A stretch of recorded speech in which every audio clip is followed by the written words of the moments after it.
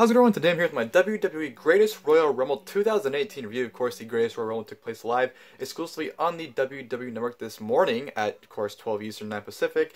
And overall, coming out of the show, guys, say for the Greatest Royal Rumble, first off, definitely does not live up to the Greatest Royal Rumble name in terms of being the greatest event ever.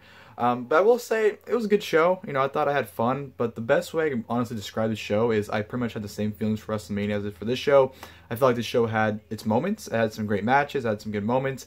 But I feel like a lot of it was kind of average to bad, or bad to average, for the most part besides that. So, yeah, a good show, but will it be memorable in a year, maybe even 6 months from now? No, not honestly. Just some of the booking on here is very, very mind-boggling. And like I said, you had your moments, but a lot of it was just bad to average at best. So, yeah, I like the uniqueness. I like that it was different. I like the vibe of it, but just show quality wise, like I said, just it was there. The show actually kicked off with John Cena versus Triple H, which is surprising me, but when you think about it, of course they want this match going first, so that way they get the biggest reaction, because Triple H going to a monstrous pop. The crowd was right hot for this match, so you know, I don't blame him for wanting to go out first. But, you know, the beginning of this match was slow. The first 5 minutes was just some rest holds, them kind of feeling each other up, doing tests of strengths. Not too much going on between the two of them. But once the match started picking up, it started getting pretty good. You know, Cena and Triple H started, you know, going back to that old psychology they used to have back in the day. That this match proves that you don't need, you know, high action or high spots to make a great match. This was just great technical wrestling, and then both of them went out there and had some good, some damn good mat wrestling. Triple H outsmarted John Cena a handful of times in this match, where Cena going for the Final Shuffle when he goes for the backdrop. Triple H counter into headlock takeover, which I thought was a great, you know, counter right there. Triple H mocking Cena, hitting his own Final Shuffle on Cena. Cena eventually hitting the Final Shuffle on Triple H. You know, John Cena actually went for a signature leg drop on the top rope for the first time in I don't know how long. But Triple H countered it into a power bomb, which they play off as a spine buster, but it was pretty obvious. So it was a power bomb. Cena kicked out at 2. So he set a nice spot. Cena hit an AA on Triple H, which was a very nice near fall. Actually, it legitimately looked like it was a 3 count. Triple H kicked out like right before the 3. It was actually great timing on Triple H's part of kicking out of that. Cena went for another AA. Triple H countered into a pedigree, which got a 2 count. Triple H went for another one. Cena countered into the STF, which Triple H countered into a crossface, which Cena countered that into an AA, followed by a slingshot AA, where he slingshotted him into the corner and hit him with an AA for the 1, 2, 3. So John Cena defeats Triple H. Like I said, damn good opener. I thought both of them went out there and had a really good match, and I had a lot of fun watching it. So yeah, and I love when John Cena does those AAs where he hits one and then he does like something to hit the other one. You know, like with AJ where he pretty much just rolled over and hit it. You know, and with Triple H, it's slingshot with it. So I love the different variations setting up an AA when Cena does it. So yeah, damn good opener to the show. From there, I'm going to the WWE Cruiserweight Championship Match. Cedric defending against Kalisto. This was a very good match as well. The crowd really wasn't into it, and how can you blame them? It's kind of hard getting the Cruiserweight matches these days. But I thought those two went out there and had a pretty damn good match. You can definitely tell they're working hard out there. It's some nice spots with Kalisto and Cedric Alexander. One of my main complaints though about it was there was like a rest hold period in this match where it was just rest holds for like 2 or 3 minutes, which that's not what you do in Cruiserweight matches. That's not what people watch Cruiserweights for. So that was my big gripe about that match. But he had some good interaction. Kalisto hitting a Spanish fly out the second rope on a Cedric, which I thought was a great spot right there. And the finish was awesome too, with you know, Kalisto going for the Cena del Sol, but Cedric actually countered it in midair into the lumbar check for the 1, 2, 3 to retain the Cruiserweight Championship. So Kalisto went out there and had a pretty damn good Cruiserweight title match. Definitely a great first defense for Cedric Alexander, if you ask me. From there, we go to the Vacant Raw Tag Team Championship match. Of course, Cesaro and Sheamus taking on WOKEN, Matt Hardy, Bray Wyatt. This was pretty much an average Raw match right here, if you ask me. Pretty much Matt and Cesaro started off. Matt and Bray are pretty much working over Cesaro, getting the upper hand up until the bar gets upper hand when, you know, Sheamus, you know, attacks Matt when the referee's dealing with Cesaro. And pretty much from there, the bar pretty much takes over for the most part, getting some nice near falls on Matt. Bray gets a hot tag, runs rough shot on Cesaro, getting some nice near falls, which led to the finish, which, you know, hit Sister Abigail and Sheamus, but Cesaro put the pin up. Matt Hardy and Bray Wyatt took out Cesaro, which led to their tag finish with, you know, Bray Wyatt lifting up Sheamus with Matt Hardy hitting the Twist of Fate for the 1, 2, 3. So WOKEN, Matt Hardy, and Bray Wyatt are your brand new Raw Tag Team Champions. I think it was very obvious that was happening, considering the fact that they're on Raw and the bar's on SmackDown Live now. So little to no surprise that happened. Like I said, pretty much an average match you'd see on Raw. So it was just good to see Bray and Matt win the tag team titles. From there, I'm going to the United States Championship match. Jeff Hardy defending against Jinder Mahal. This was easily the worst thing on the show. Not a good match by any means. It was just a match. You know, Sunil Singh tried to attack Jeff Hardy from the get-go. Jeff Hardy hit a whisper in the win at one point in the match, which he missed by a mile, but Jinder saw like he got hit, so that was pretty stupid. But ending result, Jeff Hardy hit a twist of fate, followed by a Swanton Bomb. 1, 2, 3, retains U.S. title. Like I said, not a good match by any means by those two. At this point, I guess you have the prayer time, because they had like a 15 minutes or so where they just aired video packages and did, you know, backstage interviews. So I guess that was that prayer time that was being talked about online. From there, we come back with the SmackDown Tag Team Championship match. The Bludgeon Brothers defending against the Usos. You know, as great as these two tag teams have had matches in the past, they definitely didn't have one here because they didn't get any time. It's like 5 minutes of just, you know, right from the get-go, the Usos going after the Bludgeon Brothers, actually getting the upper hand to the point where they both hit Samoan splashes on Harper for a nice near fall until the pin got broken up.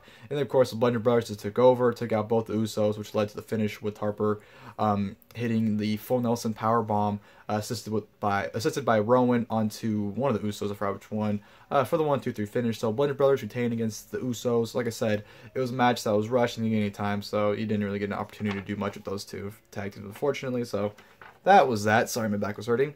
And then we go to the Fatal 4-Way ladder match for the Intercontinental Championship. Seth Rollins taking on The Miz, Finn Balor, and Samoa Joe. This was a great match right here, in my opinion, match of the night. This was the most fun I had. You can definitely tell, though, the spots they were doing, they were trying to be safe. They weren't, you know, going out there swinging for the fences, trying to kill each other. Although there were some good ladder spots where, you know, Joe just taking everyone out left and right. You know, Finn Balor hit Dakota Cross and The Miz onto the ladder. So there was some, you know, some good spots, but nothing like you'd see from a Money in the Bank ladder match or just any other ladder match, honestly, where they're just going all out, just trying to destroy each other. It was just safely played, but I still felt like it was greatly executed. I thought it was still a really fun match. Seth Rollins was wearing a SummerSlam 2016 attire, so every time I saw him and Balor go out, I was fearing for Balor because, you know, what happened last time Rollins wore that gear against him. But I thought everyone looked like a star at one point. You know, Miz took everyone out at one point, you know, just taking everyone out with neck breakers and just, you know, getting the upper hand. Rollins took everyone out, Joe took everyone out, and Finn Balor took everyone out. So everyone at one point in this match, I feel like got their stuff in and looked really well. And honestly, I thought the finish was absolutely awesome. It was unique and different, and definitely continues the feud with Seth Rollins and Finn Balor, because Finn Balor took everyone out, was climbing the ladder, but he was climbing very, very slow. But Seth Rollins, out of nowhere, just springboards up to the ropes, runs the ladder, and just takes the title off of Balor right in front of him and falls down and retains the championship. Like I said, I thought it was a great finish right there. It was, you know, it's simple, but it was unique, and it hasn't been done before, in my knowledge, where one guy is climbing, the other guy just fucking bombards up and takes it in front of him. And it's actually funny, too, because when Rollins yanked it down, he actually hit Balor in the head, and Balor actually got cut open for the championship. So I thought that was a unique way to end it, and definitely continues like the friendly upsmanship between Balor and Rollins, because they're always trying to outdo each other. So it definitely adds to their feud of, you know, Rollins outdoing Balor in this match by beating him to the punch. So I definitely thought that was a great setup to continue their feud. And yeah, like I said, great match. In my opinion, that was match of the night. You know, of course, Triple H and Cena followed that match. So yeah, I had a lot of fun with that. And from there, I'm going to go to a segment where they introduced the 4 finalists, I guess, or 4 prospects of the WWE Saudi Arabia tryout, you know, that they did during the week, which got interrupted by the Daivaris. Both of them, not Arya Daivari's whack ass, but Sean Daivari, who is the real Daivari, came out as well. Pretty much got some heat. The prospects of them taking out both Daivaris. So I guess that's a little feel good segment for Saudi Arabia. So I had no problem with it. It was what it was. The guys were mildly over. So what can you do? From there, we go to the WWE Championship Match. AJ Styles defending against Shinsuke Nakamura. This was a great match, I thought. Definitely a lot better than the WrestleMania match, which I haven't gone back and watched yet, so I can't really say it was better. But from a live perspective, I definitely enjoyed this match a lot more than that one. Right from the get-go, Nakamura is just going against AJ Styles, working on AJ Styles' left leg after hitting it. You can just tell heel Nakamura is just on a different level, and definitely showcased in this match. Even though he still did his signature stuff with the, you know, the come on and, you know, the head shake against the ropes. He was still doing his signature stuff. It was adding another element, or taking it to another step than he usually does. But they went there, had a pretty damn good wrestling match. Like AJ's fire-ups against him was great. Definitely got more aggression of the two. You definitely got some nice back-and-forth action that you really didn't get at WrestleMania, but you definitely got it here in this match. And although they didn't deliver the match that, you know, everyone wants them to deliver still, compared to the WrestleMania match, like I said, I thought this was a lot better than that one. And just the story between Nakamura, especially the low blow where you know, AJ went for the phenomenal forearm. Nakamura ducked out of the way. Styles stopped before he hit the referee. As the referee's kneeling down to duck it, king of low blow, boom, right to AJ, rolls him up, but AJ's foot's on the ropes. The referee stops the count. Nakamura goes for the Kinshasa, is not able to hit it, goes on the outside. Him and AJ brawl on the outside for a good while, which actually leads to the finish of a count out. So AJ Styles Nakamura ends in a count out. Talk about a shit finish, which I thought was a very good match. Obviously, it's continued the feud, the Backlash, because they did announce the match at Backlash, which is a normal match still, which I don't know why it's not like a no DQ match, especially after the match, where AJ just, you know, beat Nakamura down with a steel chair and held the championship up, just kind of like, you know, symbolize he's still champion. So why it's not like a no disqualification match going into Backlash is beyond me. But just the finish was just like, come on. It's one of those things where it's like, are you fucking serious? I understand trying to prolong it, but what was the point of doing the match here? Then if you're doing the match again next weekend, it's just one of those head scratchers. I didn't like. So yeah, that AJ Nakamura, like I said, really good, great match, but you know, shit finish. So what can you do? 3 AJ Styles Nakamura matches in a span of 1 month. Talk about overkill. Hopefully they can deliver at Backlash, and they'll probably have another match after that, because if they do a title change, then they're guaranteed to do a 4th match. So yeah, like I said, I understand it was continued to feud, but I don't know. You could have continued it without doing that finish, if you ask me. But what do I know? 3rd best match in the show, if you ask me. From there, I'm going to the casket match. The Undertaker taking on Rusev, which I think surpassed a lot of people's expectations, because it was actually a pretty damn good match. For Undertaker standards, of course, in this day and age. I thought him and Rusev had a, you know, it was fun. You know, Rusev had a lot of offense in this match, which I was very surprised by. This match went about 10 minutes, which I think was more than double the time people thought it was going to be. I think a lot of people, including myself, thought this would be a quick match where Taker just beats him right away. But it wasn't. You know, Rusev got a lot of good amount of offense in. You know, Taker was actually selling for Rusev a little bit. Rusev was selling for Taker tremendously, I thought. Aiden English played his role. So this was fun, you know, definitely seeing Taker, you can definitely tell, though, he should not be wrestling. And not saying he's unbearable to watch, but you can just definitely tell he's not, you know, in the best shape to really wrestle in. So I wish they would just retire Undertaker, honestly. But finish came, Taker chokeslam Rusev, threw him in the casket, Aiden English would let him close it. He ended up chokeslamming Aiden English, followed by a tombstone, threw both of them in the casket, closed it. That's the match. Undertaker defeats Rusev. Like I said, 10 minutes of it was a fun match, you know, some good back and forth. Taker, it was probably like 70-30 offense, though, but Rusev got a lot more offense than John Cena did at WrestleMania. So I guess that's a plus for Rusev. I don't really know, but yeah, fun match, like I said, for the most part.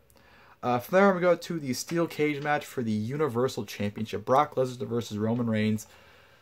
Of course, right from the get-go, Brock Lesnar hits German suplexes, hits an F5 like a minute in the match. It's another F5. Roman Reigns tries to escape the cage, fights back against Brock Lesnar, hits like 50 Superman punches, hits like 17 spears on Brock. Brock can't, you know, isn't put away. Roman fires up, spears him through the steel cage, and that's it. That's the match. Just a bunch of...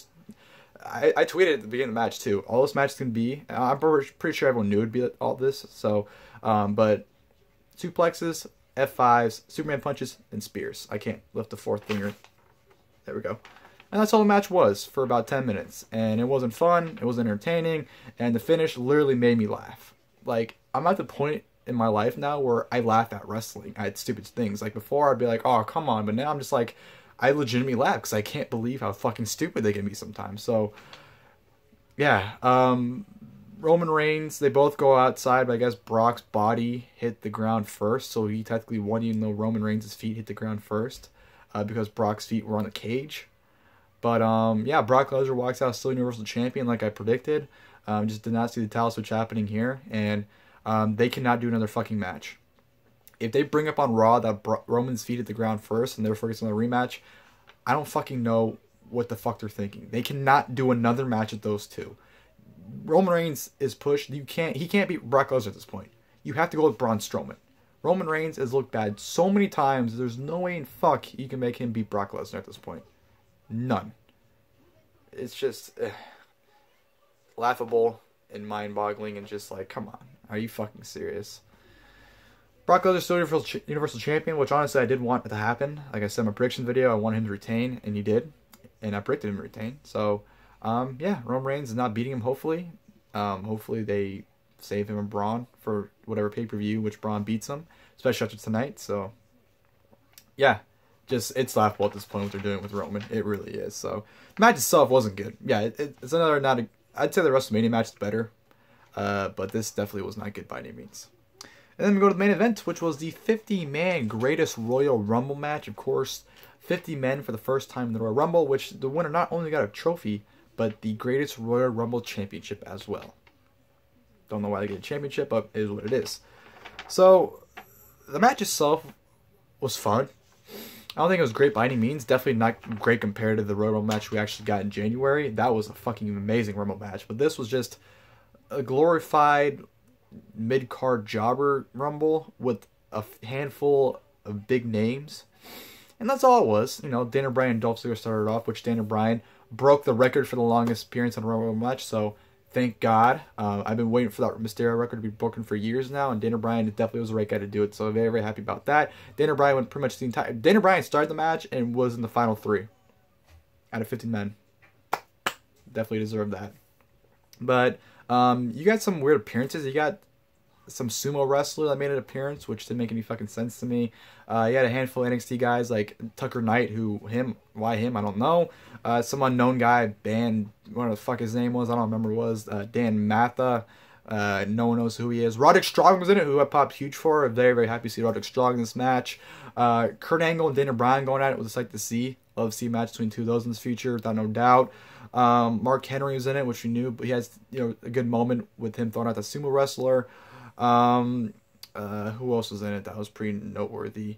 All the main guys honestly didn't come out till the end, which was very expected. So, you had some moments, of course, you had the Kofi elimination spot where Xavier saved him from elimination, so you had that.